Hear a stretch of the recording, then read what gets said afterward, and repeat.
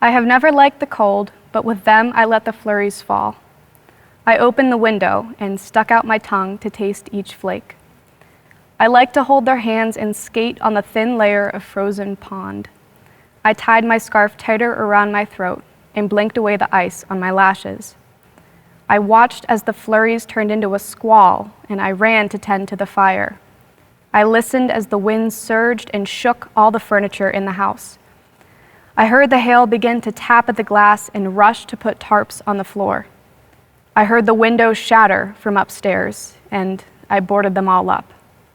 The storm stopped when they left. I surveyed the damages and drew circles in the blankets of white piled high over my doorstep. I broke off the ice hung from each window pane and swept the shards of glass from the floor. I folded up the tarps and put them back upon the shelves. I added logs to the fire and wrapped myself in a quilt. But the house was still frozen. I have never liked the cold, and I think I get that from my father. I would get up to close the door when he told me to not let the cold in.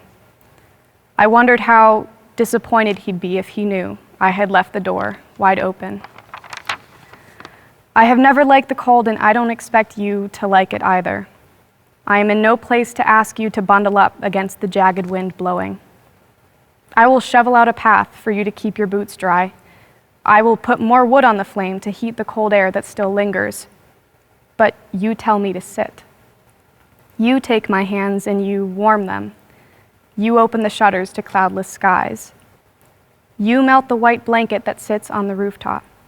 You water the grass as it slowly turns green. I have never liked the cold, but with them I chose to breathe in the frost. Now you fill my lungs with sunlight, sweet golden honey as it streams through the door.